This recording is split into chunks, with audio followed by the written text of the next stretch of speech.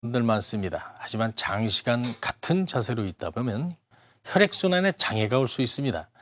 특히 심할 경우 사망에 이를 수도 있습니다. 심장에서 동맥과 정맥을 거쳐 다시 심장으로 돌아오는 혈액.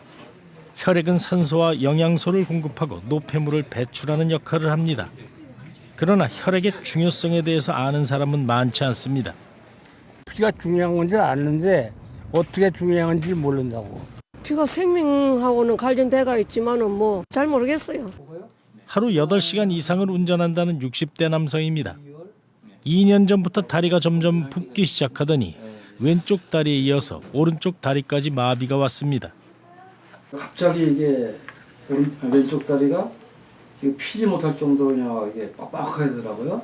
6개월 정도 이제 나가지고 평상시 것처럼 이제 체험들 하고 그랬는데 또 발병을 해가지고 검사 결과 다리 정맥에 핏덩이가 엉겨 혈관이 막혔습니다.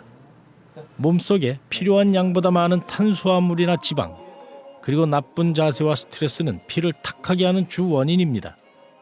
특히 오랜 시간 앉거나 서 있는 경우, 또 장시간 침상에 누워 있으면 혈관 속에서 피가 굳는 혈전증으로 이어질 수 있습니다. 다리에서 생긴 혈전이 가만히 있어주지 않고 점점 크기가 확장이 돼서 점점 위쪽으로 상승을 하고 보통 폐혈관으로 가서 폐혈관을 막게 됩니다. 그걸 방치하게 되면 그 압력이 그대로 심장에 영향을 주게 됩니다. 그래서 심장이 실제로 그 영향을 받아서 그 고압력 때문에 심정지가 급사를 할 수 있게 됩니다. 정맥 혈전증은 일주일이 고비입니다.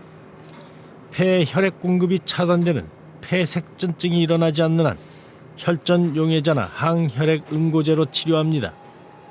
항응고제는 피를 묽게 하는 거로 하나의 표현할 수 있는데 대표적인 약제가 항응고제고 그 초기에는 보통 주사제를 많이 씁니다. 최근에는 먹는 항응고제가 나오고 피 수치를 조절하지 않아도 되는 아주 좋은 약이 나와 있는 상태입니다. 무릎뼈가 부러져 수술을 받은 40대 여성입니다. 그런데 어느 날 갑자기 기침과 함께 피가 나왔습니다. 혈액의 일부가 부서져 혈관을 막은 것이 원인이었습니다. 그 약을 먹고 치료 받으면서 좀 불편했던 거가 많이 없어지고 뭐 각혈하던 것도 완전히 사라지고 그랬어요. 비타민 K가 함유된 식품을 먹으면 안 된다고 해서 그게 있는 뭐 채소나 뭐 그런 음식들은 철저히 배제하려고 뭐 노력을 좀 했고요. 정맥 혈전증을 예방하려면 담배와 술은 반드시 삼가야 하고 평소 가볍게 걷는 운동과 스트레칭을 하는 것이 좋습니다. 지금 저처럼 바로 선 자세에서 뒤꿈치를 높이 들었다 다시 천천히 뒤꿈치를 바닥에 닿게끔 내려놓습니다. 이거를 약 10회 정도 반복하시면 되십니다. 또한 앉는 자세에서 발끝을 위로 올려주는 것만으로도 효과를 볼 수 있습니다. 또 장거리 운전을 할 때는 자주 휴식 시간을 갖고 오랜 시간 비행기를 탈 땐 가끔씩 스트레칭을 해야 합니다.